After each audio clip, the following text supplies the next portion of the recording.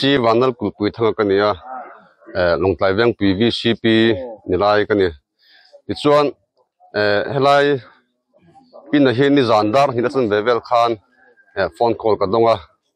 atira kan the dan taka phe chuan an pa favori kan an tan chuak man lo ti khania amaro chu amuna kan thlenga kan zir chianga an lo tan chuak mana vanei thak nak mai maro chu an hak dai bak engma bungro le i kha chu man khan ni lowa amin dan tak he kan rin dan deuh chuan helai SP ti hok lon kor hi anin kan thria bera chuan ni zan po in kan kala kan en chianga oile lam ten po helai ta tu luang ranga ami sing ber an him ta ka chuan zan thil te nia engma han pi le han seng hoi thai ka ni chong lowa vein dar ko la chun raji choi kham hian natang in amun ma te le seng hoi nga ang chi zong zong te seng hoi turin natang kan ko khotlang hopin kan hatlang don ni July ni riat ania tukin jing lam dar ni le chan vevel khan longtlai veng pui SP office thanga pusi ti lal thanza ma in assam type pusiam thanga te lu lai chu leimin in an hola bungrua engma chu man ani lova he ina mi pathum te ro van nei thlak takin him takin an tlan chuak he ina hian pusiam thanga le afa te pani riakin an bang chak lam chu leimin hian a ron nek chia he mi tang hian a theiang anga in sa seng halin himdam takin an chuak theya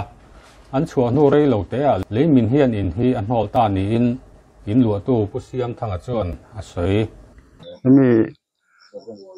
achak tang khan lung khan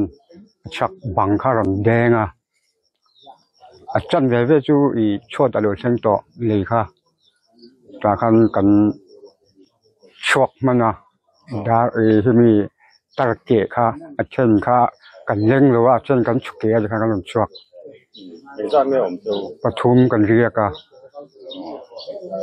chuan bungrua te bungrua engma kan chu man lo sro pin kan lo chok ni ma dan janga ki to ka ti dan hi la chan very to te pui tling hi ra me om pui tling vek si to na mun hi VC le oile roi tu te ba ka mitlom ngai te thok chuak chuan pan halin zan thim hnuai le ruwa sur kara chet lak thei ani lutuk lo wang te a cheng te beran hima wangin bungrua seng hoi thei ang seng hoi tur le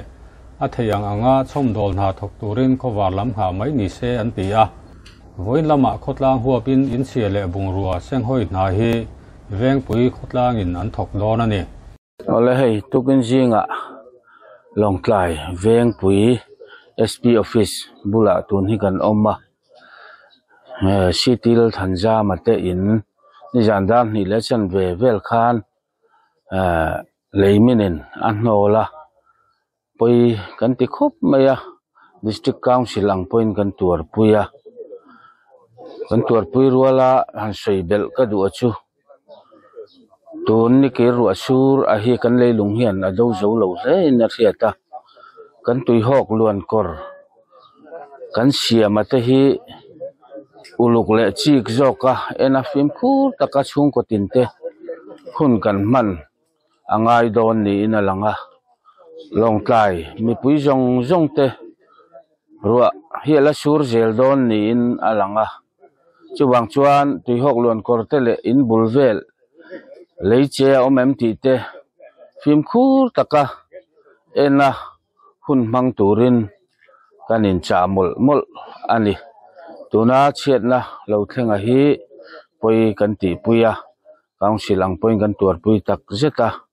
ti thei tham kan nei lo ama ro chu kong ang te pathian in min chan puyanga kan jong ho jel don ani ti kha kan soi du ania tukin jing khan lai autonomous district council chief executive member pusi lalmuan thanga chuan helai mun hitlo in van doina tok te thlamuanin khotlang roi tu te hne na natlang thingpui lumna tur apek ba ka in nei tu le in lu tu te po tranpui na tangka fai a hlana chom dol na om theiang ang te a thei anga bo zui atum thu a hril leimin in na hnol thu hi DC office lama po khotlang roi tu te nan thlen nga la BL2 MDC LADC chairman puvi el muak apon helai mun hi a thut chil Longtlai East BL2 MLA advisor to Chief Minister Dr. Lorraine Lalpek lian a chin za chuan van doina tok te torpui thu soin sarkar atanga chomdol na om theiang angte rang taka kalpui ani theinan thei top chu atum thu soi leiminin in anhol na chan hi khotlang thoi tu tenan soidanin a chaklama SP office atanga tui hok luang thla chu a luan na tur tui hok luan kormu mal om lo wangin leihi min ta nia an ngai thu an soi